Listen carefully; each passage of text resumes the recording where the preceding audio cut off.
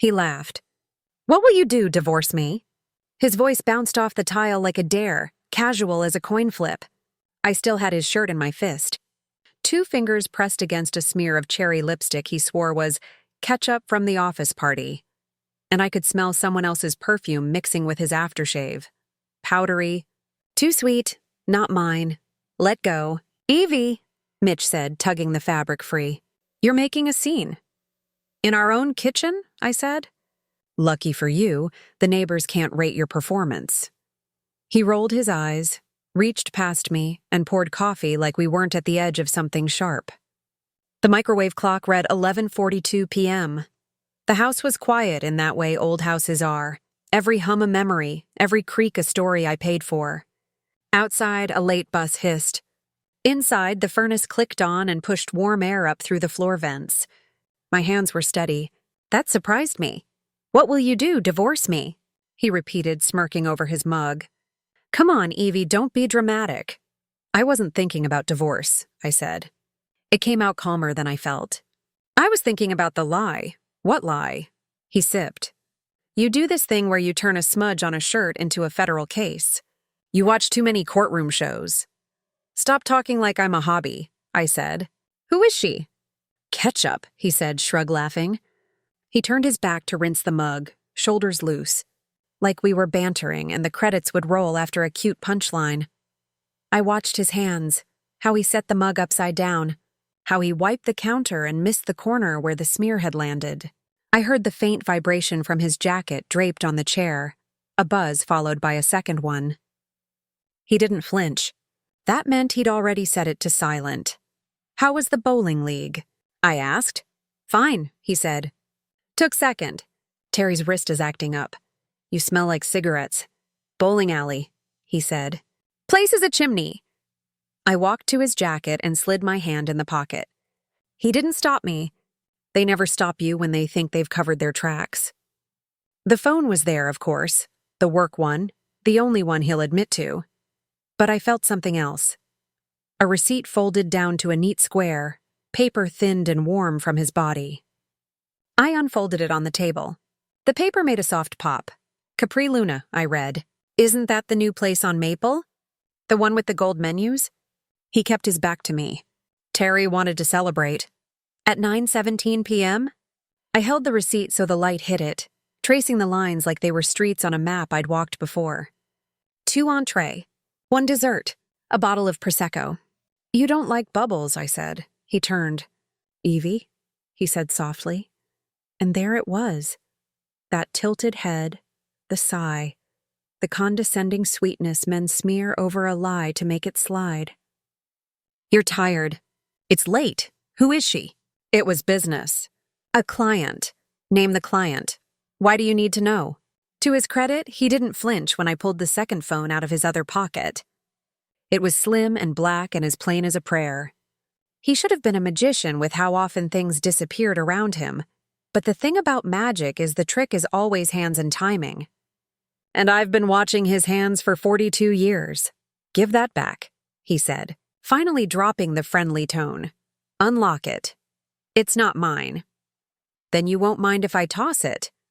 We looked at each other across the kitchen table we bought with our first tax refund. The laminate was still nicked from when our granddaughter, Lacey, learned to use scissors and carved a tiny flower into the edge.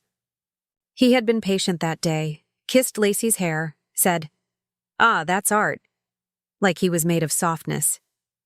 I tucked that memory into the pocket of this new moment like a talisman I didn't believe in anymore. He reached for the phone. I pulled it back. Unlock it, I said, and kept my voice light. I'll count to 3. On 2, I toss it in the sink. You wouldn't, he said. 1, I said, moving toward the sink. Evie. 2. He snatched it back, thumbed the screen, and shoved it at me like I was a referee and he wanted the call to be fair. A woman's face flashed up in a text bubble, just her mouth and chin in a cropped selfie, a smear of the same cherry. I didn't look away. My eyes were steady. That surprised me again. Happy now? He said, angry because I refused to cry. It's just, listen, it's not what will you do? Divorce me? I said, handing the phone back. You asked, remember? He pushed past me. The back door squeaked and shut. I stood still and listened to his car start, the rumble fading into the street's empty late-night sound. My heart wasn't pounding. It had done that earlier in the powder room when I first smelled that perfume on his scarf and realized the lipstick on his collar wasn't a color sold in my drawer. Back then my hands trembled. Now, still, cool. Like the part of me that bakes pies for church fairs had stepped aside and made room for the part that reads contracts with a magnifying glass. I wiped the counter, because the body needs something to do when the mind is deciding who you are next. I rinsed my mug. I put the receipt in a zip-top bag and wrote the date and time across it with a Sharpie from the junk drawer. I set his jacket back on the chair and left the phone where it lay, face down, because you learn to leave some stones unturned until you can catalog them properly. In the hall mirror, I caught my reflection. Silver hair pulled into a tidy twist, lipstick the color of rosewood, sweater still buttoned. The woman in the glass looked like someone people underestimate. That amused me. You don't stay married 4 decades without learning the difference between a fight and a shift in ground under your feet. This wasn't a fight. This was a fault line announcing itself.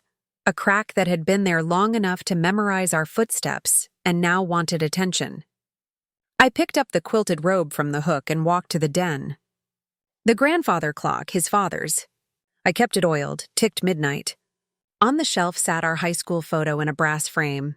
Mitch in a cheap suit, me in a white dress I sewed myself. I left the picture where it was. I let the clock tick. I sat at the desk and opened the bottom drawer. The safe is small and ugly and lives inside that drawer. The combination isn't romantic. Our first mortgage payment amount. He thinks I don't know it. He thinks a lot of things. Inside, birth certificates, a thin stack of bonds, the deed to this house, the will we never updated after my sister died and left me her brooch. Also inside, 2 folders I labeled with a Sharpie years ago. One says house. One says legacy. I pulled legacy and set it on the blotter. When were you going to need that? I remember Mitch asking years back when I filed away the first statements from my little side account. I started with the church bake sale money and then kept feeding with birthday checks and the part-time library job once the grandkids went to school. A woman should have pin money, he said, amused. What are you saving for, a boat? A backbone, I told him, smiling. The joke landed nice and easy then. It felt different now. I didn't open legacy, not yet. I laid my hand over the tab and felt the embossed line where my marker had pressed too hard. What I felt under that folder wasn't rage. Rage is fast and hot and blind. This was focus, like the lens on my old Nikon turning, tightening, pulling a fuzzy thing into something you can name. At 12:15 a.m., the back door opened. He came in quieter than he left. He had that I'm sorry face on, the practiced one he used a handful of times that I can list like family birthdays. The lawnmower money lost at the riverboat casino. The dent in the Buick, the Christmas when he forgot the list and came home with gift cards that didn't cover the coats. He set his keys down gently, like the sound might bruise me. Evie, he called. Let's be adults. I'm listening, I said, staying in the den. He stood in the doorway, something like fear skimming his eyes before the old confidence settled. He leaned on the frame, hands in pockets, a man at home in his own home. I messed up, he said, just enough breath to suture it without committing to anything real. It's nothing. Nothing has a name, I said. Say it, he sighed. It's a phase. Phases are for the moon, I said. He straightened. Look, you always want to turn an issue into an investigation. Only when issues leave stains, I said. You said it at the sink, Mitch. You dared me. What will you do, divorce me? I unsnapped the cap of my pen because sound can be a tool. I won't divorce you. Not yet, he blinked. That got his attention. What then? He said, trying to gauge the ground. You gonna punish me? Take my allowance? He tried to smile, but there was a knife in it. I'm going to take this seriously, I said. He shrugged like men shrug when they're sure tomorrow you'll make pancakes. Suit yourself. Okay, I said, and wrote the date and time at the top of a clean sheet of paper. This is me suiting myself. I'm going to bed, he said. I've got an early morning. Capri Luna stays open late, I said. He didn't answer. He walked down the hall. Our bedroom door clicked shut. I waded through the water running, the drawer closing, the slow sag of the mattress when he turned to the wall like he always does when he believes the thing is over. People tell on themselves in their sleep. He snored like a man who thought he'd won. I made tea. I sat with legacy and a legal pad. I wrote bullet points. Not the future. Just the present I could see with both eyes open. I listed what was ours together and what was mine alone. I listed who knew what. Our banker, our pastor, my neighbor Ruth, who watches everything without moving her curtains. I listed proof I already had and proof I could get without acting like a fool. I wrote Capri Luna, 9:17 p.m., table 12, because the receipt said table 12 in little print at the bottom. I wrote the server's name, Kayla C., because people who serve food remember everything. I circled it. I underlined the word quiet 2 times. Quiet isn't silence. Quiet is control. I cleaned the lipstick smear from the counter with a dab of dish soap and a paper towel, folding the towel so the stain hid inside itself like a secret. I pressed it flat on the edge of the sink to dry. I put the second phone in the safe. No sense in pretending I didn't have it now that he knows I touched it, and locked the drawer. He'd notice. Good. Let him wonder how hard I'd look and how long I'd wait. Let him show me who he is when the floor tilts. At 2:03 a.m., I finally turned off the light. The house exhaled like old houses do when the night settles for real. I lay on my side and looked at the dark outline of the dresser, the window cracked just enough to let in a stream of cool air. I counted my breath like I count stitches. I kept my hands still on my stomach so I wouldn't reach for him. He breathed heavy. The streetlight made a faint rectangle on the carpet. The clock glowed 2:04, then 2:05. My eyes didn't close. They adjusted. There's a moment when you stop asking whether a thing is happening and start deciding what you'll do inside it. That moment for me wasn't the lipstick, or the phone, or the receipt. It was his laugh, the dare. The way he bet my whole life on me being too old, too tired, too soft to do anything but simmer and forgive. That laugh was a line drawn on the floor. I stepped over it. By 6:30 a.m., I was dressed, hair pinned, cardigans folded in the basket like armor. I made oatmeal because the hands must work. I set his bowl on the placemat. He shuffled in, rubbing his eyes. He looked at the table like the meal was a treaty, then at me like I'd signed it without reading. I slid the newspaper across to him. He lifted it and didn't notice the empty space where his jacket had been on the chair. He didn't notice the safe key on my ring. He didn't notice that I had labeled a folder and sharpened 3 pencils. He didn't notice me at all. "Morning," he said. "Morning," I said. I stirred my oatmeal and tasted cinnamon. It was warm and real in my mouth. My hands were steady. That part no longer surprised me. The morning after, I stood in the doorway of our dining room and looked at the walnut buffet like it was a witness. We bought that piece the summer the plant laid him off for 8 months, and I ran estate sales on weekends to keep the lights on. I refinished it myself on the back porch, hands smelling like citrus stripper, sweat running into my eyes. Every pass of steel wool a promise I whispered to the boards. You will last. Some things do if you care for them right. Some don't, no matter how you polish. Mitch shuffled past, smelled the oatmeal and said, "You always make too much." He kissed the top of my head on muscle memory and reached for the sugar like the night hadn't happened. The spoon knocked the rim in that soft, bell-like way it does, and I thought of all the mornings we spent around that table not looking closely at each other because it was easier. He used to read the classifieds out loud for fun. "Look here, Evie. Somebody's selling a piano for $20 if you can haul it." And I'd pretend to consider it while counting the days until the mortgage draft. I became good at counting because I had to. If you want to understand why I didn't fold when the lipstick showed up, you have to know what folding costs. We've been married 42 years, which means we made 1,000 tiny promises inside the big one. He promised to keep showing up. I promised to keep making a place worth showing up to. When the plant shut down in '92, He painted houses with his brother, and I balanced the books at the hardware store for half the pay, because Frank needed someone honest with a head for columns. When Mitch went back to the line, he brought home hands that looked like work. I rubbed salve into his knuckles and kept a jar on the nightstand for years, like a talisman against bad luck. We raised one girl who wouldn't let me call her my baby after 10. Beth. Stubborn and sweet. Two qualities that fight in the same ring. When Beth was 19 and thought love was a convertible, we watched her drive out of town with a boy named Kyle and come back 3 years later with Lacey and a dented Corolla. I set the crib against my sewing table and said, "You're home," and we didn't talk about the convertible again. Our house became a place where people land when they've flown too close to a stupid sun. That has a cost too. The carpet shows it. So do my knees. We paid this place off one winter when the interest rates dipped, and we refinanced with a plan so tight I kept the amortization schedule taped inside the pantry door. Checking off each month with a black pen like the line itself was a prayer. He made fun of me for that in a gentle way, called it my prison tally. I told him freedom can look like marks on paper.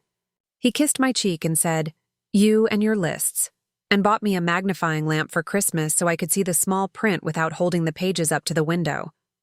He was like that, mocking and tender both.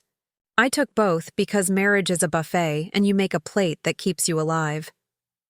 There were good summers, tomato vines sagging under their own generosity, the porch full of Lacey's chalk drawings, the sound of Mitch coming up the walk whistling some old earth, wind and fire riff out of tune, snapping his keys against his thigh to let me know he'd arrived. There were Christmases when I found exactly the right present for him, like the year I tracked down a vintage fishing rod like the one he lost in a lake with his dad, and his eyes went glassy in that way men's do when a feeling sneaks up on them. There were Tuesdays we slow danced in socks on the kitchen tile because the radio was playing a song from 1979 and my stew needed 10 more minutes. But there were also little slippages. I'm not claiming I was perfect. I am saying I noticed. The first time wasn't lipstick. It was math. He rounded up the check for a poker night one spring, and the cash drawer came up light the next morning. Not our drawer. I mean the drawer inside us where trust should sit neat. I asked where the money went, and he joked, "We're communists now, babe. It all flows to the cause." He winked. I smiled because winking is easier to forgive than a missing $200. Later, he won it back, or said he did, and tucked it in my palm like a magic trick. The hand is always the story, and I kept watching his. Another time, the Riverboat Casino called here by accident. Wrong extension. The manager said, a courtesy call about comped rooms that I shouldn't worry about. I made a lemon pound cake that afternoon and set it on the counter so I wouldn't throw the phone.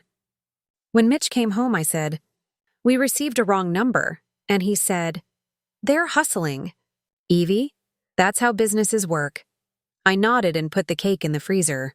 Because the body needs to do something useful when the mind is chewing a fact like gristle. I learned to keep two kinds of books, the kind that pay bills and the kind that tell the truth about people. That's why I started the legacy folder the year after Beth came back with Lacey and a face that had done too much growing fast.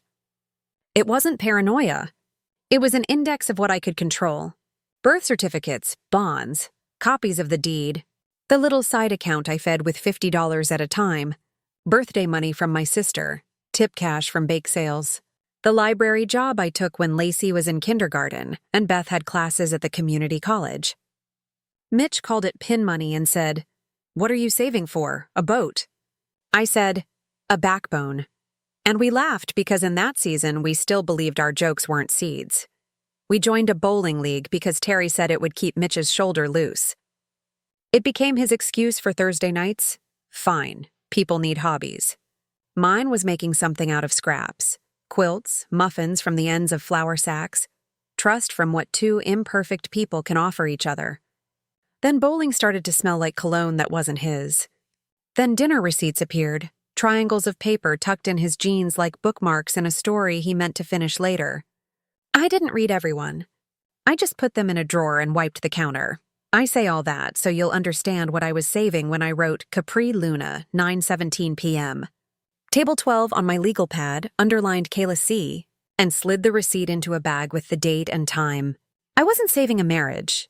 I was saving a life I built plank by plank, the way you build a dock that has to hold a family's weight. People like to pretend vows are a roof that keeps out all weather. They aren't. They're instructions for maintenance. If one person stops reading them, the shingles curl. We're not fancy people. Our retirement isn't a yacht in Florida. It's a lake pass and a cooler and gas money for Sunday drives. It's the ugly little safe in the desk with everything we'd need if a bad wind blew. He doesn't know the combination. He thinks I don't, which tells you something about how we talk. He has a 401k from the plant with a match that stops if he quits early.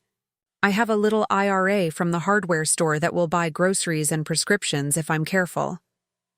We have this house, paid for, with the mortgage ledger turned into a paper fan in the pantry like a relic from a faith that worked. That's what's at stake. That, and the years left to be good to myself while I can still lace my shoes without making a noise. There's also our standing. People pretend reputation doesn't matter, but I've watched it pay bills when cash was short. When you're the woman who always shows up with an extra casserole at funerals, folks offer you rides when the Buick is down. When you're the couple who seems steady, the bank manager waives fees and the pastor lets you borrow 8 folding chairs without a form. You can say none of that should matter. You'd be right and wrong at the same time. In a small circle, kindness is currency. I've spent it my whole adult life and kept the receipts in my heart. Once, years ago at our cousin Charlene's wedding, Mitch ducked out during the line dance and came back smelling like stale beer and laughter that wasn't for me. I tucked the observation away and danced with Lacey until she fell asleep against my shoulder. Later, he put his tie around both our heads and said, "You two are my girls," and meant it in the moment. Which is the tragedy of men like him. The sincerity is real right up until it isn't. I don't hate him. Hate is too big and too simple. I know the shape of his shoulder under a flannel shirt and the sound he makes when his left knee clicks on cold mornings. I know exactly how he takes his coffee when he's got bad news. 2 sugars, no cream, the sweetness and apology he doesn't want to say. I love the boy he was and the husband he has been in stretches long enough to build a life on. I also recognize the man who laughed in our kitchen and asked what I would do like I was a joke with old bones. When he came home after midnight and plugged that extra phone into the mudroom charger, same place he always plugs, tools and gadgets he's not thinking about, I recognized the gift. I took it and put it in the safe not because I wanted to be sneaky, but because timing matters. Let him decide in the morning whether to ask where it went. Let me measure the space between what he fears and what he denies. Information isn't just facts. It's the shape of silence around them. The backstory of my own stubbornness starts in my mother's kitchen, where she taught me to hear the difference between water boiling and water just pretending, tiny changes in sound that separate readiness from waste. I've used that trick for everything. Knowing when bread is done by how the oven breathes. Knowing when a child is lying by how she folds her arms. Knowing when a man is hanging his weight on your forgiveness like it's a handrail he installed himself. My mother had a line for this. "Baby, people show you the receipt for who they are. Don't ask the cashier to print a different one." I slow-walked my memories that morning like I was paging through a ledger, noting the credits and debits without drama.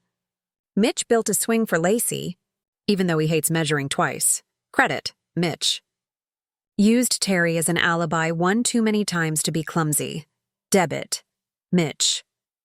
Climbed under the Buick in January to change the oil because he doesn't trust shops. Credit, Mitch. Thought laughter could erase a fact. Debit. The bottom of the page, instead of a total, I wrote, "Decide on terms." The goal wasn't punishment. It was protection. Not vengeance. Consequence. I'm too old to design a fire when what I need is a firewall. Around 9, the house started to sound like a neighborhood again. Garbage truck clanking. Ruth's sprinkler ticking a rhythm on her hydrangeas. The mail slot snicking. Mitch called from the bedroom. "You seen my black belt?" Like every day of our life. And I answered, On the back of the chair, because some habits are harmless, and I'm not here to burn furniture when I can.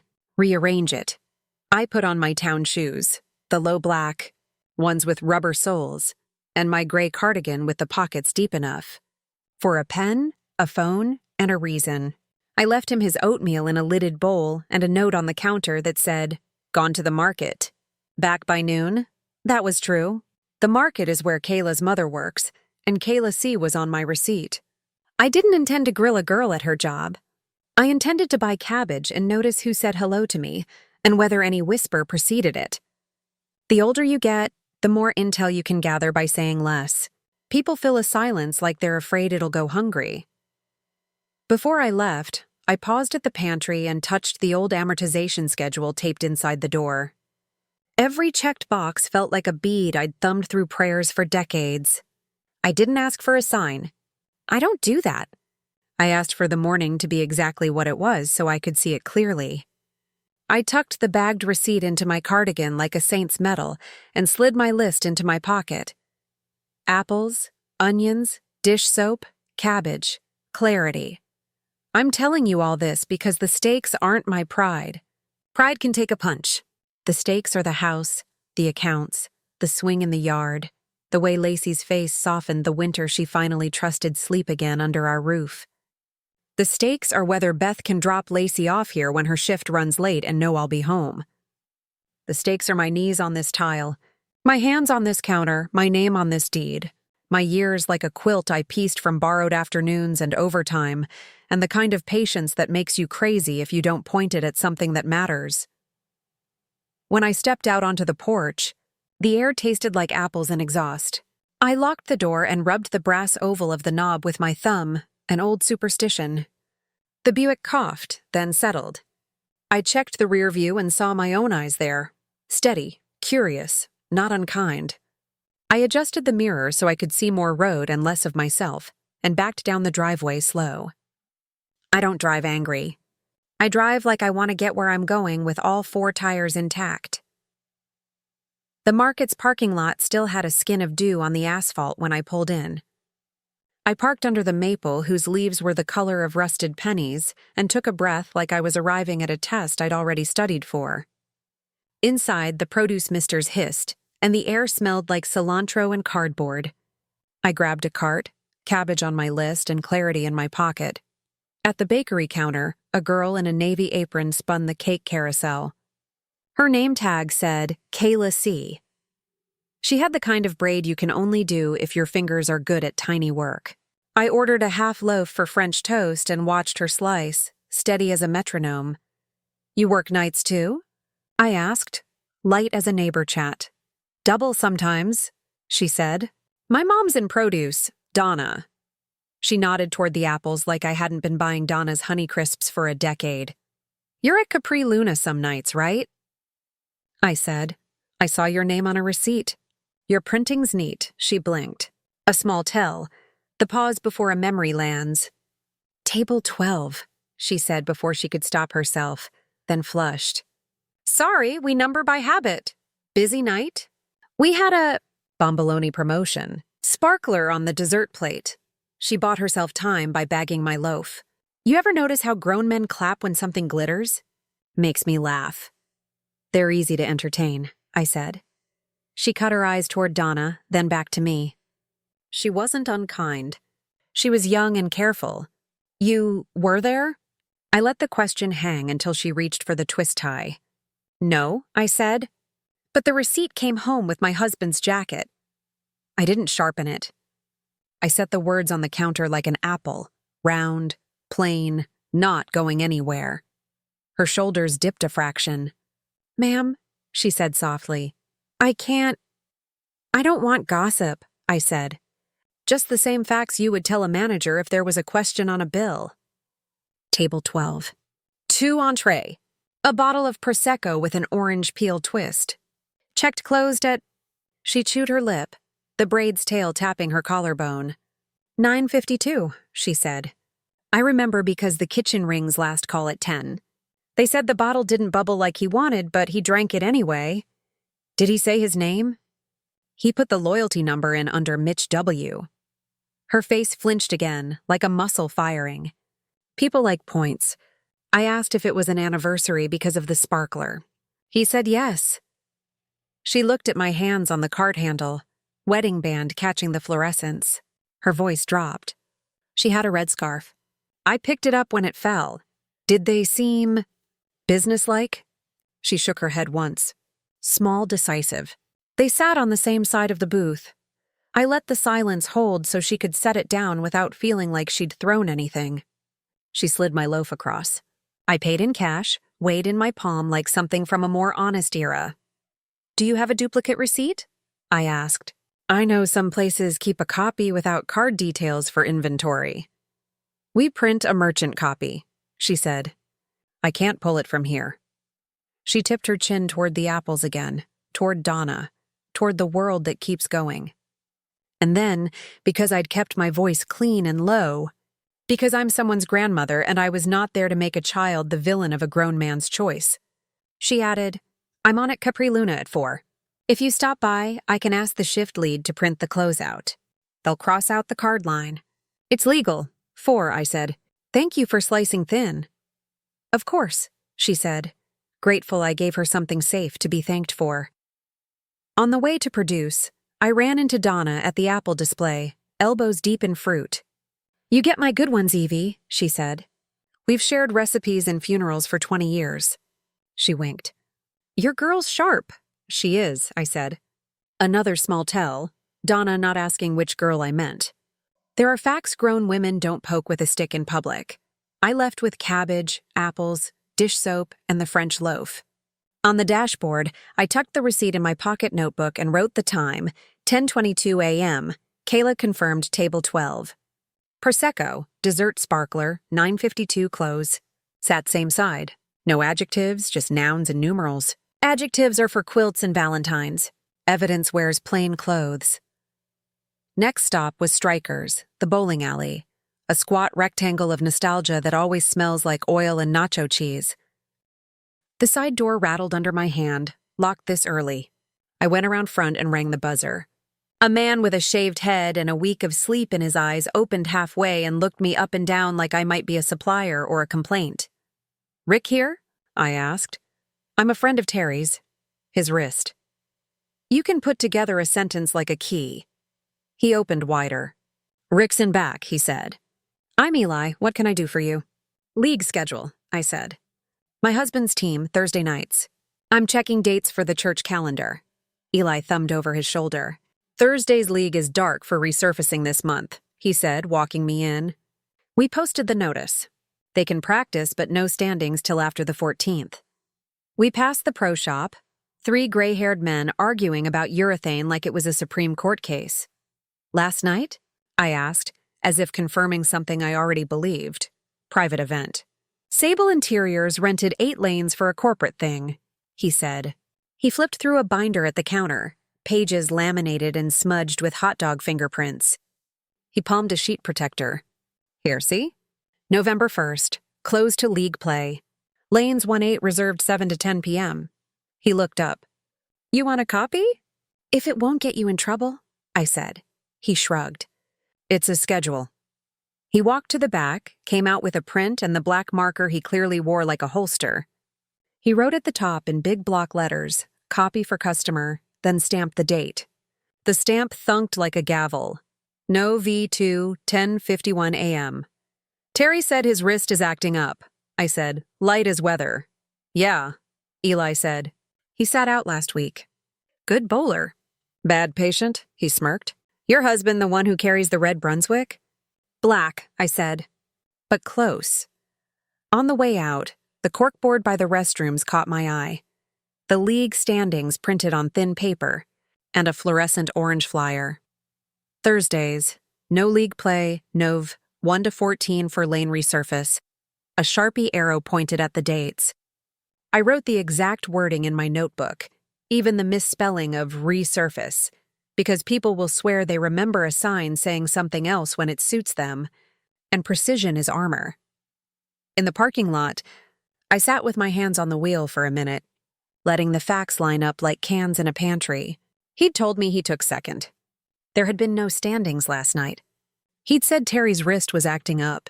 That was true, which made the lie inside it harder to spot unless you like patterns. There's a kind of craft to this. The human brain wants to relax when one detail checks out. That's where the rot hides. It wasn't noon yet. Capri Luna wouldn't have lunch too crazy to ask a favor.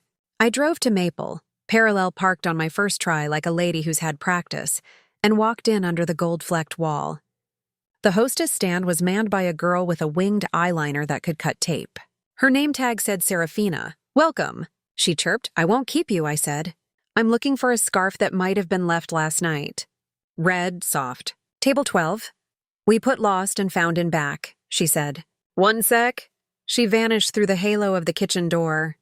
From where I stood, I could see the corner booth by the window, leather smoothed by date nights and apologies. Same side seating makes a crease in the cushion you recognize once you know to look. Serafina reemerged holding a red scarf threaded through her fingers. "This it?" she asked. It was cherry bright, not cheap. The faint powdery sweet perfume rose when she lifted it. The same note had been in my kitchen last night like a ghost. I took it between two fingers and brought it close enough to decide. "Yes, I'll leave it," I said. "She'll want to think she lost it somewhere less obvious."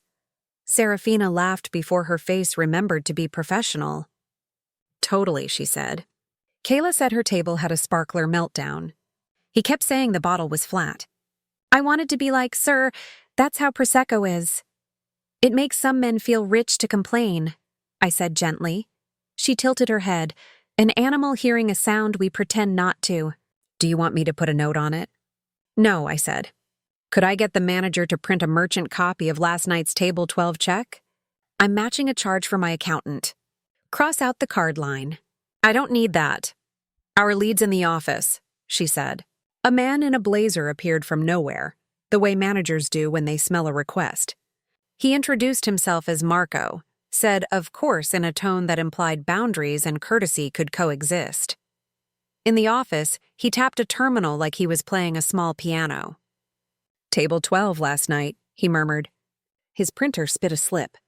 He took a black marker and fat-lined through the card number and signature block, then stamped copy with the same officious joy Eli had at Stryker's. Date, 11/1/2154 close. Items exactly as Kayla had listed. Tip generous, 25%, the philanthropy of guilt. Under guest count, the number 2. "Appreciate it," I said, sliding it into my notebook behind the bowling schedule copy. Paper against paper. Fact against fact. At the door I paused. The scarf glowed on the counter like a red light. "One more thing," I said to Serafina. "Who was on 12? "Kayla," she said. "She's in at 4. "Tell her I said thank you for the slicing," I said, letting the story be true and tidy. Outside, the afternoon had warmed, the sun turning the edges of everything high definition. I checked my watch, 11:38 a.m. The timeline held in my head like a song you can hum without lyrics. 9:17 p.m. seat, 9:52 p.m. Check closed, 10:51 a.m. Bowling schedule copy stamped, 11:38 a.m. Merchant copy in hand. Guest count 2.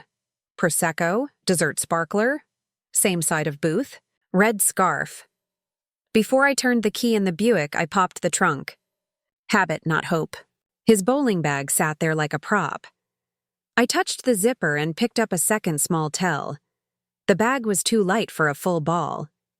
Inside, shoes, towel, finger tape, the ball missing. The space where the weight should be was a hollow you could feel with your palm, like the absence of a tooth. If he'd bowled, he'd have taken the ball inside. He hadn't. He'd taken the bag to complete a picture. I closed the trunk, gentle. Back home, I placed the cabbage on the counter, slid the merchant copy into a zip-top bag, and wrote the date and the time across the top. NOV2, 11:47 a.m. I did the same with the bowling notice copy. Then I opened the safe and laid both behind the legacy tab, the way a quilter sets aside 2 finished blocks, not a whole blanket, but enough to see the pattern emerging. The house was empty except for the radio I kept low in the den. The announcer reading the farm report in a voice like warm bread. I turned it off. The quiet wasn't silence. It was mine to use.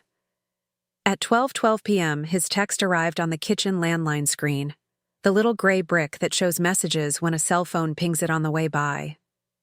Running late. Don't wait lunch, it scrolled, truncated and tidy. I stood there and watched it blink. I wrote that down too, not because it was suspicious, but because later, when men say you're making things up, they benefit from your failure to keep a clock. At 12:30, I made a sandwich and thought about Terry's wrist. Paid attention to the way the bread compressed under the knife, to the way the tomato bled onto the plate. I am not morbid. I am precise. If there's a difference, it lives in whether you sharpen your knives for cooking or for cutting throats. I cook, Beth called around 1. Mama, can Lacey stay with you Friday?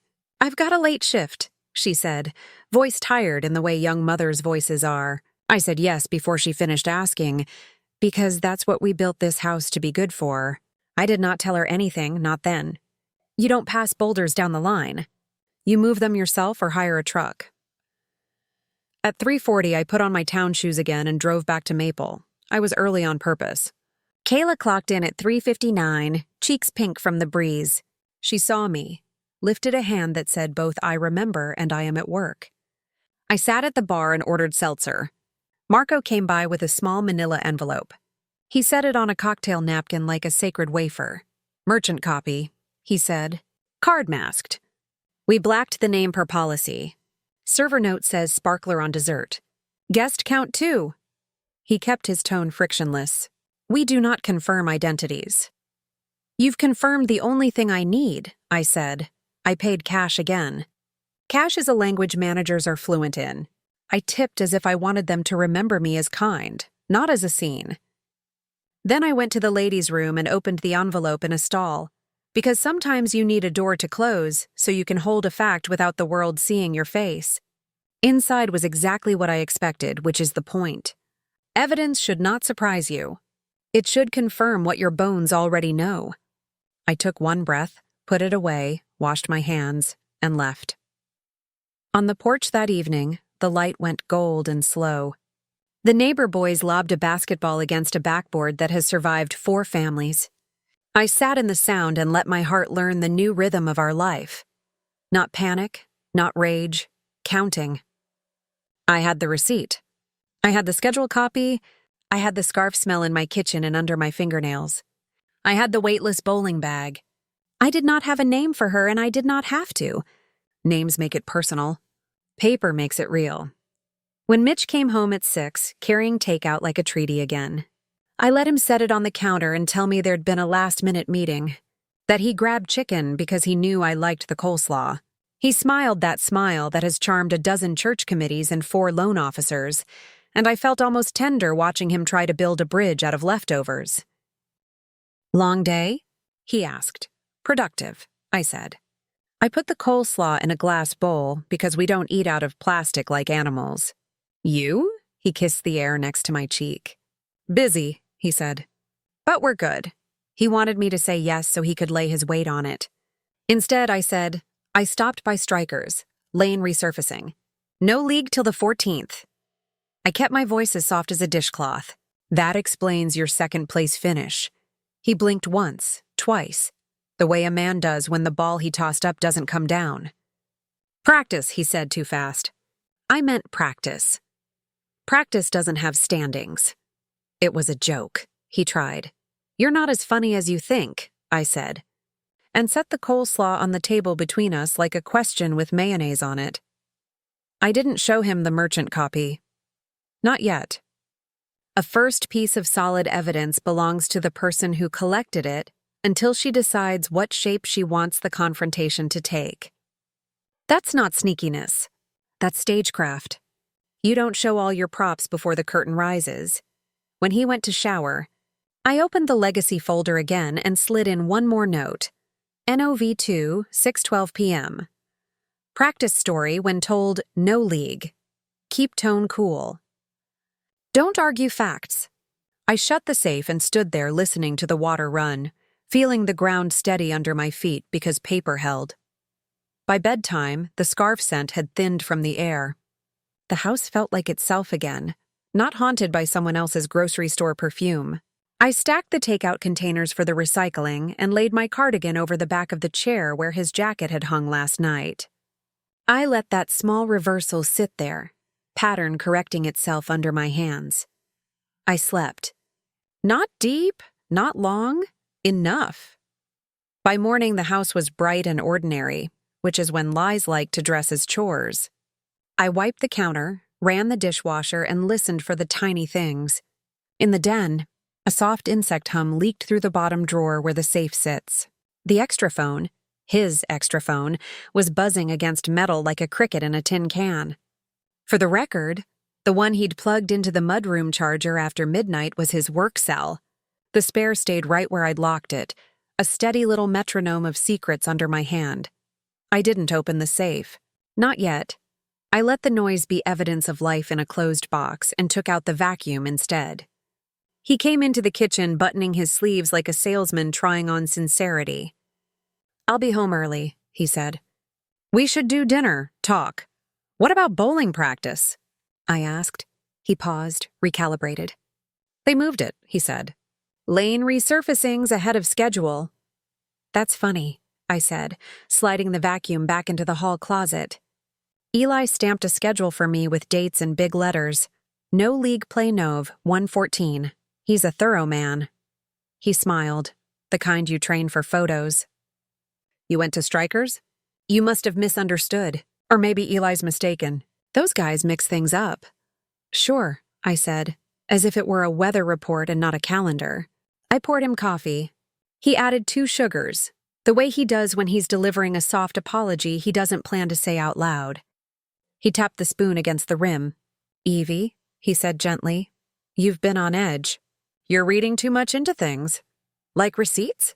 "Like everything," he said, setting the spoon down with a click. "You save scraps and build a bonfire. We're not that couple." "What couple are we?" I asked.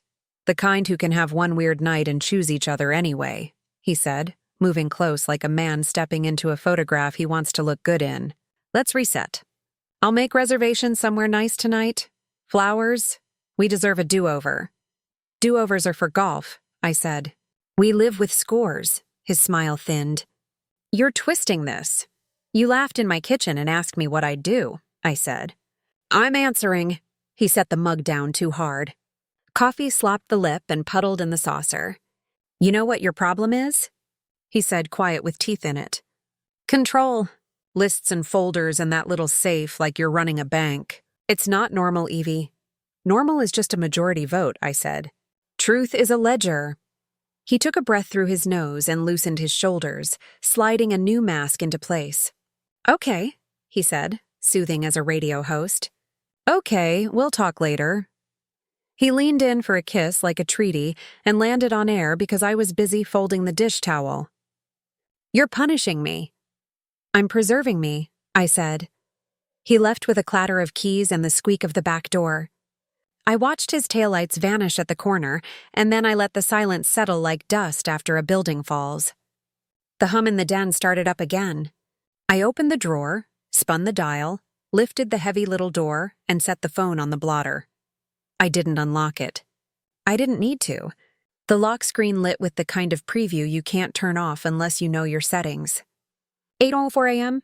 Made it home. Red scarf crisis averted. Your trouble. The name on the text was a single letter, S, and a heart emoji in the profile circle. I looked at the timestamp and wrote it down on my legal pad with the others. I took a picture of the lock screen with my old Nikon because paper beats memory and photographs beat arguments. Another buzz at 8:07. Manager found it at host stand. Told him not to call the number on the points. Text me later, handsome. I didn't like the way my stomach turned over at the endearment. Dislike is still a kind of care and I don't waste fuel. I wrote the exact words, even the stupid emoji. I slipped the phone back into the safe and spun the dial, until the click landed under my palm like a period. The family computer in the den, the old desktop, with my fake fern in the lamp with the loose pull chain, our joint credit card account, was still logged in because he's lazy about logging out. I clicked the statements with hands steady as scales. Last night, Capri Luna, 118 to 43, posted 11/1/2154. A second entry below it, Maplewood Inn, Authhold 50 2231. The inn sits 3 blocks past Capri, a boutique job with a bar that thinks dim bulbs make secrets taste like cinnamon. I hit print. The printer coughed and gave me paper with black squares around facts that don't need adjectives. Then the reward points page. He loves points like magpies love foil. Double dine event, Capri Luna, X 2 points applied, flashed at the top of the ledger. I printed that too. I circled the loyalty number that matched the Mitch W. Kayla recognized. I didn't feel fury. I felt alignment, as if the shelves I'd been building were level. Around 10, I stepped next door with a plate of cinnamon toast wrapped in wax paper. Ruth opened the door in her house coat, hair set on pink rollers like she'd refused to let time boss her.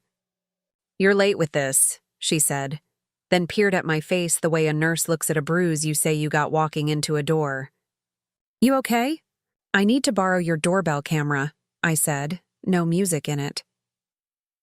Ruth pushed the screen wide and shuffled me to her dining table like a courtroom clerk seating a witness. "We gonna judge someone?" she asked, cheerful as a song. She set her phone on the table, tapped the app. "What am I pulling?" "Between 9 and midnight last night," I said. "In and out on our driveway." We watched the grainy little rectangles of time pass. I'm on 18 p.m., my porch, empty. 10:27 p.m. The Buick nose-lit the curb and slid into the drive.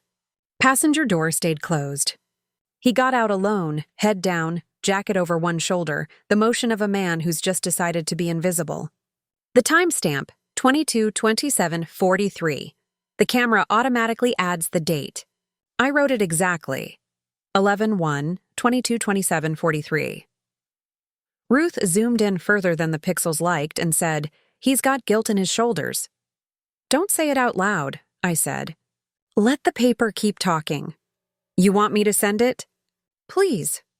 We airdropped the clip to my desktop. The file name arrived as something ugly and automatic. I renamed it Navonbuik 222743 and dragged it into a folder labeled with today's date, then a subfolder called Straight Facts. I am not above theatrics when I'm alone. Back home, I ate the crusts of the toast standing up at the counter because the body needs salt when the mind is indexing. The house phone rang at 11. It was Mitch, voice warm honey. "Great news," he said. "I snagged a last-minute reservation for tonight. 8 o'clock, table by the window. At Capri Luna?" I asked. He paused a fraction of a second too long. "No," he said brightly. "Elsewhere.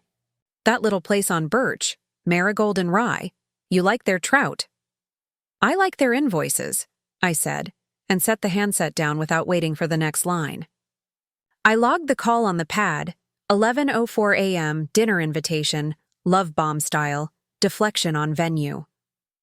At noon, Beth texted to ask if I wanted to split a Costco run on Sunday.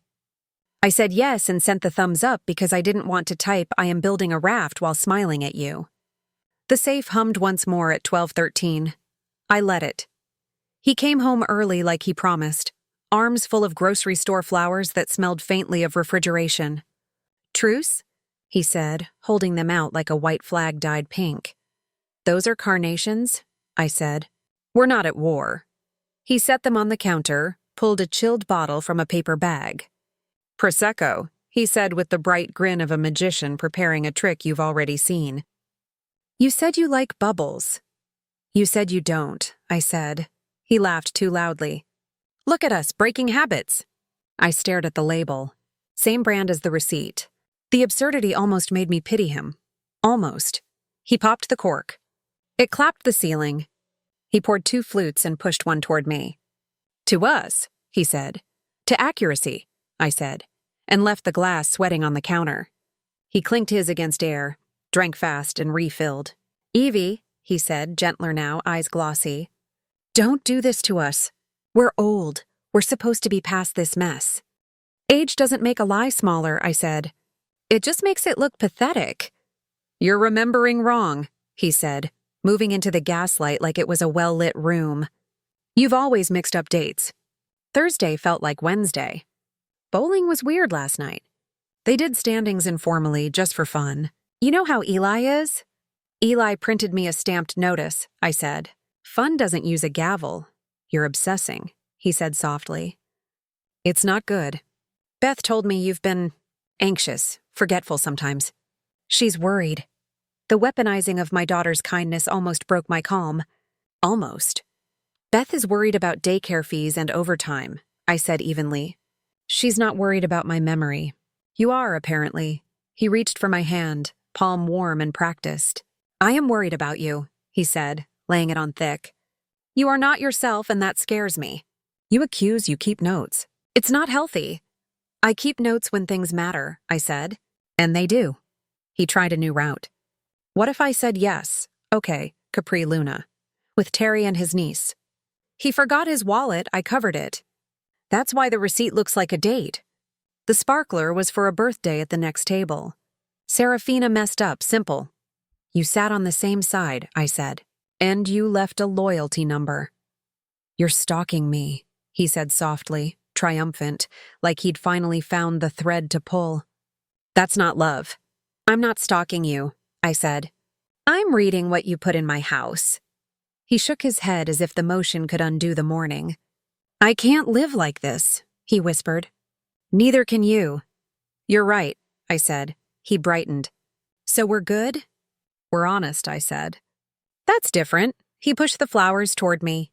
Put these in water, would you? He asked, too normal for the room. He headed to the shower, whistling off-key. I carried the flowers to the sink, ran the tap, and snapped the stems shorter with a pair of floral shears I keep in the junk drawer.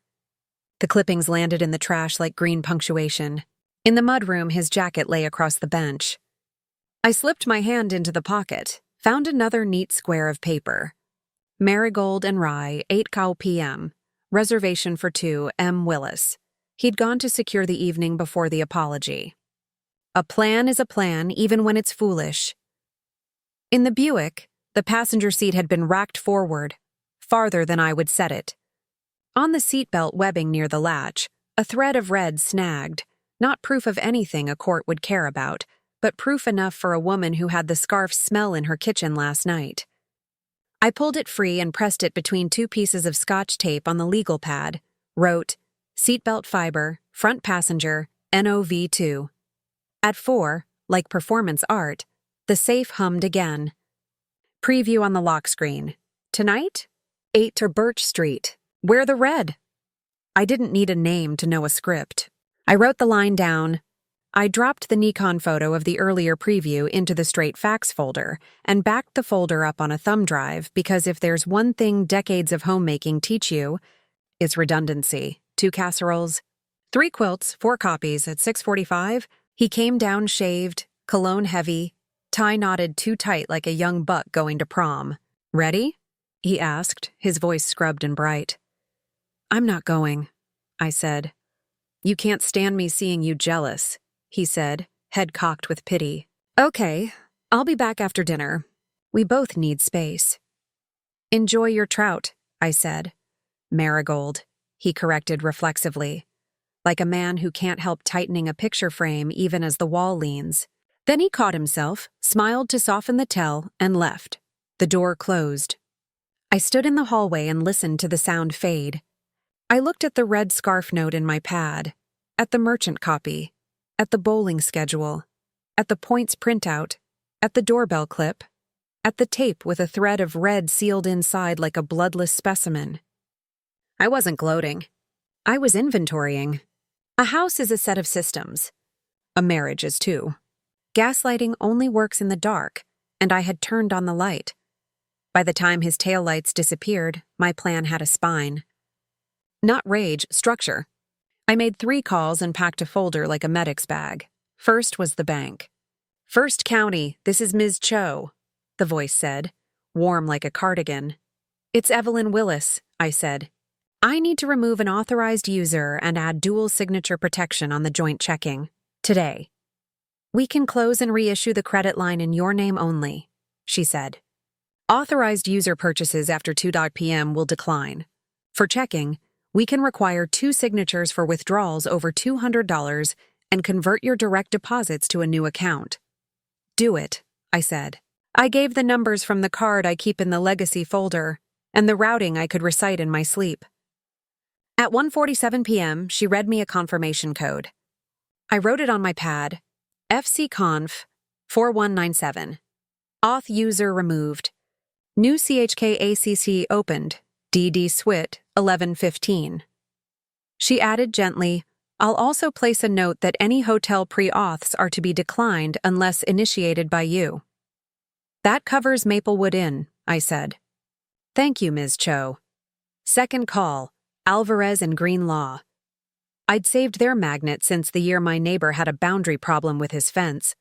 This is Sandra, came the receptionist. It's Evelyn, I said. I need a same-day consult on a separation of finances, a revocable trust, and a letter regarding marital waste. I have receipts. Attorney Priya Alvarez called me back at 2:06. She asked clean questions. Dates, assets, house title status. Your home is paid off? She said. Yes, I said. Title reads Mitch Willis and Evelyn Willis joint. You can't deed his half, she said. But you can fund a revocable trust with your separate accounts, bonds, and personal property, update your will, file a fraud alert with the bureaus, and serve a notice of financial separation. Draft terms for an under-one-roof separation or temporary move-out, whichever he chooses. If he spends marital funds on a relationship, we document dissipation and seek reimbursement later. I prefer paper to theater, I said. Then gather, she said. Bring your merchant copy, league notice, points printout, the doorbell clip, and any texts. We'll prepare a notarized revocable trust, new will, POA, HIPAA release, a demand to cease using joint credit, and a short enforceable house rules memo with move-out logistics. I'll have our process server available if you want delivery with witnesses. 4 p.m.? 4, I said. I looked at my pad and wrote the time in block numbers that didn't wobble. The third call was to Marigold and... Rye. I asked for the manager and got a man named Damon who sounded like he preferred problems to be tidy. There's a reservation at 8 under M. Willis, I said. I need a second for E. Willis at 7:55 at the window across. Separate checks. No dramatics. We can do that, he said. Would you like us to note anything? When you present his check, announce the name on the reservation clearly, I said. And please bring a small envelope to my table at 8:10. I'll slip a tip inside for your discretion. We aim for quiet, Damon said. We'll seat you first. At 3:15, I put on my gray cardigan and took the folder. Ruth saw me at the porch rail and said, You want backup? Your eyes are enough, I said. But meet me at 8 inside Marigold. Wear your church pearls. Sit 2 tables back and don't speak unless I look at you. She grinned like it was bingo night. I can witness quiet as well as noise. At 3:58, I sat in Alvarez and Green's conference room with a cup of good coffee and a legal pad that matched mine. Priya wore a navy suit and a look that says she has seen every human trick twice. I laid my pieces on the table. Zip-bagged merchant copy stamped 11-1, 2154. Eli's no-league play notice stamped Novi 2, 10:51 a.m. The points ledger, a still from Ruth's doorbell camera marked Nov 1 Buick 22743. The Maplewood Inn auth hold line printed from the credit portal. A photo of the extra phone's lock screen with 804 and 807 texts. The seatbelt fiber, taped and labeled like a school science project I refused to feel silly about. Priya nodded as each item clicked into the picture. We don't need names, she said. We need money trails and timestamps. Perfect. She slid me draft documents like she was dealing sober cards. Revocable trust of Evelyn May Willis, funded with legacy and bonds today. Pour over from will at death. Last will and testament with pour over clause. Durable financial power of attorney naming Beth.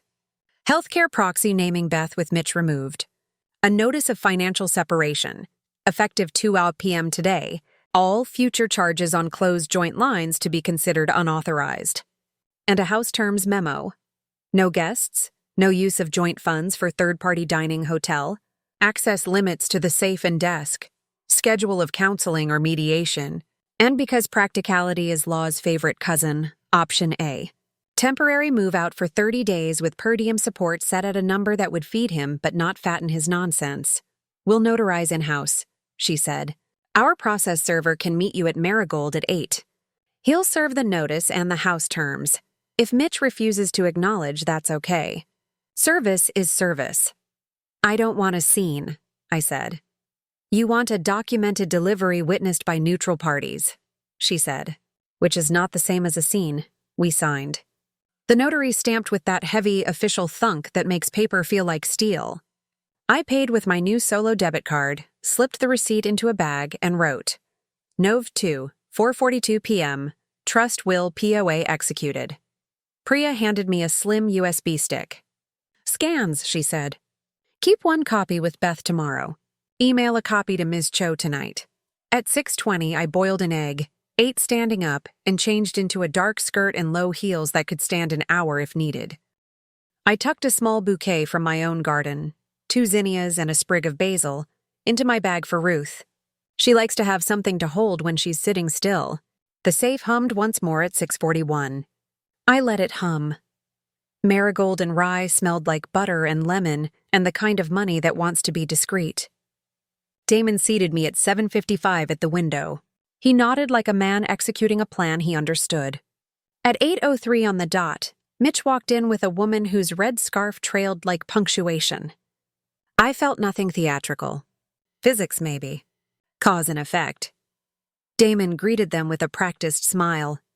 Reservation for M. Willis, he said. Table by the window.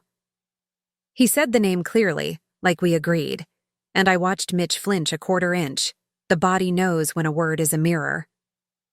They took their seats, same side like muscle memory. I didn't stare. I buttered my bread and let the butter melt. At 8:08, Damon placed a small envelope on my bread plate. Inside, a folded card with the check presenter's name and a receipt slip for my seltzer. I added a tip that would make a manager remember my face as a good omen, slid in a second envelope addressed to Marco at Capri Luna. Thank you for your courtesy, because gratitude is a tool as sharp as any blade. At 8:11, a man in a gray suit approached my table as if to ask for the time. Ms. Willis? He murmured.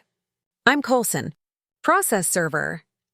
Thank you for dressing like an accountant, I said. I handed him the 2 documents in their sober blue covers. Notice of financial separation, house terms memo. Serve at the table after the entrees are set. No speech, he nodded. Delivered and done. From where I sat, I could see the woman in the red scarf tilt her head and laugh, a shape I recognized from 1,000 women who believed they were the exception to a rule. I didn't hate her. She was a fact. My paper was the truth. My phone buzzed at 8:19, a text from Ruth. I'm 2 tables back. These green beans slap. I looked over my shoulder and she lifted her water glass like a saint declining wine. Damon timed it like a metronome. At 8:27, plates landed at their table, trout and a steak. At 8:29, Coulson stepped in with the soft authority of a man returning a glove. Mr. Willis, he said. Documents for you. He set the blue covers on the white tablecloth, no fanfare. You've been served. He didn't raise his voice. He didn't look at me. He melted away. Mitch stared at the covers like they were snakes. He opened the top page and read the title. Notice of Financial Separation. Evelyn M. Willis. His fork paused in midair. The woman touched his arm, the reflex of someone who thinks comfort can reorganize facts. He looked up and saw me for the first time like I was not his convenience but his counterpart with a pen. He stood, then thought better of standing. He sat. He tried on the smile he uses when selling a joke and found it didn't fit. He whispered something to the woman. She pulled her scarf closer and stared at the salt cellar like it might give advice. Damon arrived with his check presenter. For Monsieur Willis, he said, the name a clean ring. And a note from management. We appreciate your patronage. Separate checks as requested. He set mine too, even though I'd already paid for symmetry. Mitch opened his folio. The bill looked ordinary because the point of consequence is not fireworks. He reached for his wallet, slid out a familiar card and handed it over. Damon returned 1 minute later with a neutral face and a decline slip. I'm so sorry, Mr. Willis, he said in his service voice that was kind without being complicit. This card is not authorized. Do you have another method? The woman reached for her purse. He stopped her, pride pricking color high on his cheeks. He pulled out the work card like a man yanking a sword that belongs to someone else. Damon took it with a nod. I gathered my bag and stood. I didn't go to his table. I went to Damon's station and slipped an envelope onto the shelf with the discreet motion women master in churches and hospitals. Thank you, I said. For courtesy and clarity. He inclined his head. May your evening be uncomplicated, he said, which is the kind of blessing restaurants can legally give. On the sidewalk, the air held that November bite that wakes every nerve. Ruth fell into step beside me, pearls gleaming like tiny moons. That was kitchen clean, she said. No mess, all done. Paper, I said. It holds. Back home at 9:06, I placed Mitch's packed duffel by the back door. 3 shirts, 2 pairs of slacks, socks, the shaving kit he never cleans, a photocopy of the house terms memo with the section highlighted, temporary stay option, Maplewood Inn with per diem support, keys to the Buick on a ring with a red fob I chose on purpose. On the counter, I left a simple note. Your documents were served at 8:29 p.m. Today, 2 p.m., joint credit lines closed. New direct deposit set. House terms in bag. You may choose option A, Maplewood Inn, 30 days, or option B, separate under one roof per attached terms. No guests, no joint funds for third parties. Mediation date holds for 11/14 at 10 a.m. with Alvarez and Green. E. At 9:22, my email pinged, Ms. Cho confirming the close and the fraud alert placed with the credit bureaus. I forwarded the scan to Beth with a single line. Administrative updates. Nothing to worry about. Love you. I scheduled a coffee with her for Sunday to give her context, not panic. At 9:37, the door opened. He stood in the kitchen holding the blue covers like they might go off. You had me served, he said, as if reporting the weather, as if anger would make it rain. You asked me what I'd do, I said. I did it. This is cruel, he said. Public? Legal, I said. Witnessed, quiet. I tapped the duffel with my toe.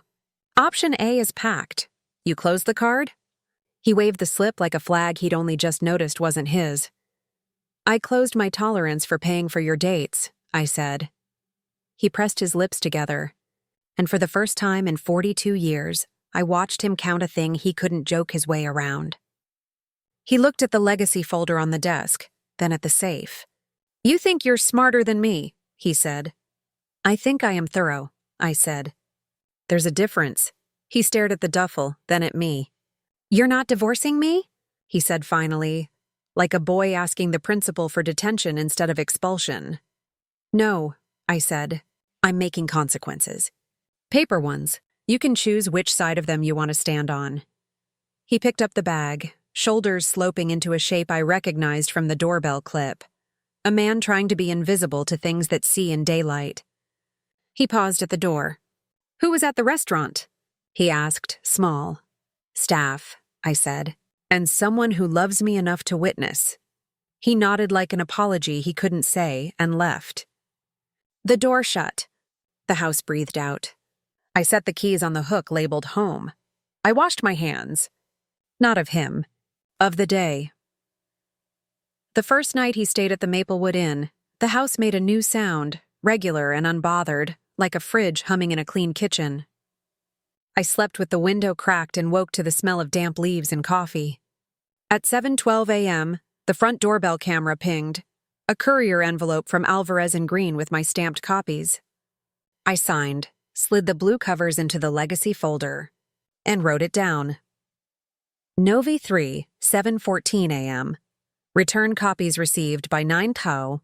Ms. Cho called to confirm the alerts on our closed card had caught 2 attempts overnight. Maplewood Inn, incidental hold $100 declined 2307. Rideshare Co. 2780 declined 2319. He still has his work card, she said gently. But the joint profile is safe. Good, I said. I logged the times and amounts. When men tell you you're dramatic, a ledger keeps your voice from shaking. At 10:30, I walked the neighborhood loop, counted the soft thud of my shoes, and let the air smooth the edges. When I came back, the landline blinked with a message. Mitch's voice, careful. I checked in. Option A. We'll talk after I get a clear head. Timestamp 8:41 p.m. the night before, the hour he used to watch game shows next to me, laughing with half his chest. I didn't save the message for sentiment. I saved it for sequence. I spent the afternoon doing the work that keeps a life upright. I moved the utilities to the new account. I changed my IRA beneficiary to Beth and updated the HIPAA form on file at Dr. Warren's. I filed a homestead declaration at the county office because the clerk said it cost $10 and felt like a seatbelt. Each little receipt went in its own bag with a date. No V3, 1:26 p.m. Electric auto pay updated. Nov 3, 2:11 p.m. Homestead declaration filed. The pile looked small and important, like bricks for a wall. His texts started around dinner. Go 2 p.m. It wasn't what you think. I need a chance to explain, Kanana. You're overreacting. This is embarrassing. 7:05 p.m. I miss my kitchen. I miss you. I didn't answer any of the first three. At 8:12 p.m., when he sent, Can I pick up some clothes? I replied with one line. Yes. Tomorrow 6:30 p.m. Ruth will be present. I watched the dots appear and vanish. He sent, Okay. I wrote that down too, including the punctuation. Sunday, Beth met me for coffee in a booth with a sticky sugar caddy and a waitress who called us honey like it was a sacrament. I told my daughter the plain version. Your father and I are separating finances, I said. It's not sudden. I have documents and a plan. You don't have to manage us. Her eyes filled and steadied. Do I need to take sides? She asked. You need to take care of Lacey and yourself, I said. I slid the house terms memo across, the lines about no guests and per diem support highlighted.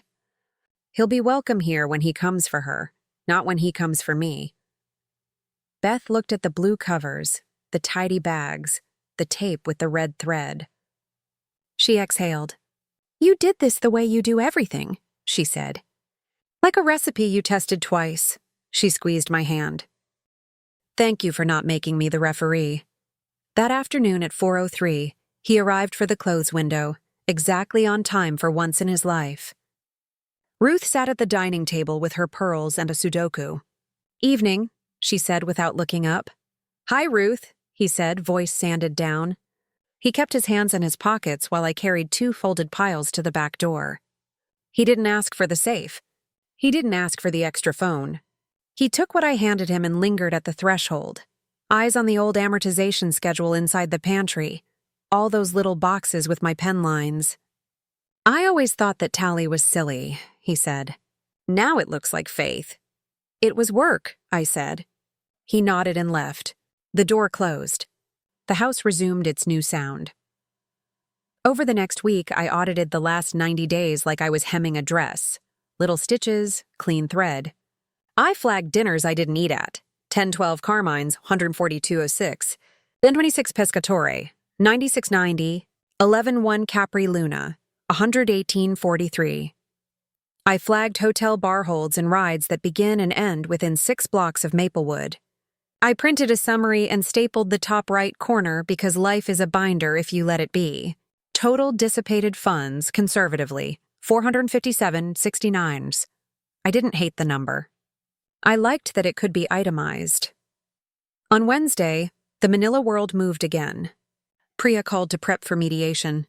We keep it short, she said. No adjudication of feelings.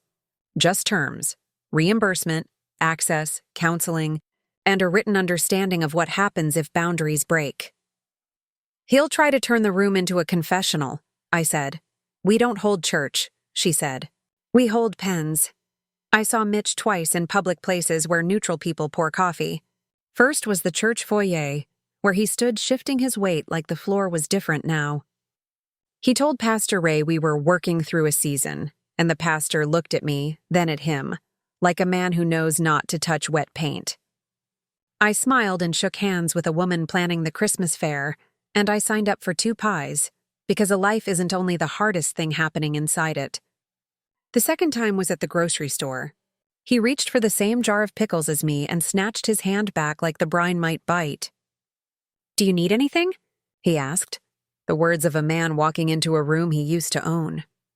"I need you to bring a pen on Thursday," I said. Black ink. The night before mediation, the extra phone hummed one last time. 9:51 p.m.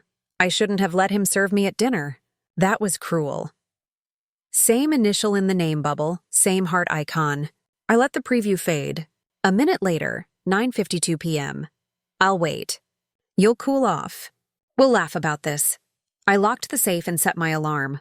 Letters can pile up against a closed door until they make a small drift that isn't your problem. Thursday arrived dressed like a bank lobby. The mediation room was beige and reasonable. Mitch showed up in a jacket he wears to weddings and funerals, Terry trailing 3 steps behind like unpaid moral support. Priya laid out 2 sets of papers with bright tabs. A woman named Dana from the mediation center clicked her pen and said, "We'll stick to the outline." "The outline," Mitch said, like a joke. It died in the air. We ticked boxes. Reimbursement of $457.69 to be paid by cashier's check within 7 days, with a clause. Additional amounts uncovered in 90-day audit to be added upon proof. A post-separation conduct agreement. No joint funds for third parties. No unannounced entries. Weekly counseling with proof of attendance. No contacts from S. He didn't flinch at the letter, but he understood. A default clause that turns our gentle memo into the first page of a divorce petition if he breaks it. He signed the bottom of each page, letters leaner than I remembered, as if ink were expensive. At 10:38 a.m., Dana stamped the last page. The thunk sounded like our kitchen clock switching hours. At 10:41, Priya slid across a clean envelope. "Cashier's check can be dropped here," she said, "or delivered to Ms. Willis at her home with a witness." Mitch nodded. He kept his eyes off me the way people keep their eyes off a bright thing when they've been warned not to look straight at it. We ended with a list instead of a hug. He tucked his copy into his jacket like a barricade, and Terry stood to shake my hand. "You're a tough lady," he said, not unkind. "I'm organized," I said. At 4:17 that afternoon, a courier handed me a white envelope with the bank's watermark and a cashier's check for $457.69 stub attached. I put the stub in a bag and wrote, "Nov, 14, 4:17 p.m. Reimbursement received." I took the check to First County, told Ms. Cho it belonged in the legacy account, and we smiled like 2 women in on a tidy secret. Life took its shape again. Not the old one, this new bowl holds water. I reset the porch swing's chain.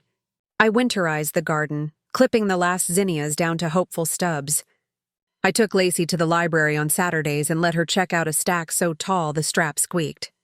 I kept a chart on the inside of the hall closet for small good things. Nov 9, perfect pairs at the market. How's Beth's laugh on the phone? Nov 15, first frost, no burst hose. And Nov 18, slept through the night. The marks looked like the amortization schedule in miniature. It comforted me. He tried a few times to move the fence. "I miss the smell of pancakes," he texted on a Tuesday at 6:58 a.m. "Could I come over for breakfast and talk?" I answered, "I know breakfast. Counseling receipt by Thursday." He sent the photo at 3:22 p.m. The corner of a printed slip showing Session 2, paid, $90. I wrote the time, saved the photo, did not reply with a sticker or a prayer. On the 21st, he asked if he could come by to hang the storm windows. "House terms say no unannounced entries," I said. "But if you want to do a chore, pick up the leaves on Saturday between 10 and noon. Ruth will be here." He came, raked, bagged 3 full brown sacks, and leaned them against the curb. He stood in the driveway and glanced toward the den window where the safe lives. Then he looked at the pantry, at the little black ticks of our paid-off life. "You're not divorcing me," he said again like one more test. "I'm not," I said. "I'm not living with a lie either. Pick which sentence you want to join." Thanksgiving, I set a smaller table, and it still felt full. Beth brought sweet potatoes, and Lacey brought a paper turkey she colored with every crayon in the box. I named the things I wanted to keep. The good dishes with the hairline crack, coffee at 6:30, my knees still bending when I ask them to, a granddaughter who needs a place to be little. After pie, I walked to the den and touched the legacy folder, a habit now, like checking a door lock without looking. Security doesn't make you mean. It makes you generous without fear. December brought one limp apology bouquet to my porch and 2 fresh counseling receipts to my phone. He stayed at the Maplewood through the 30th day, then signed the under one roof addendum that put him in the guest room with a plastic bin for anything that plugs in and an 8 p.m. curfew like a teenager who'd dented a car.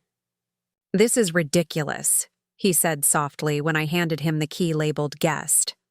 "What's ridiculous is thinking love can survive on good memories and bad math," I said. He stood there, key warm in his palm, and glanced toward the kitchen, where the grease stain in the ceiling corner looks like a small map of Florida.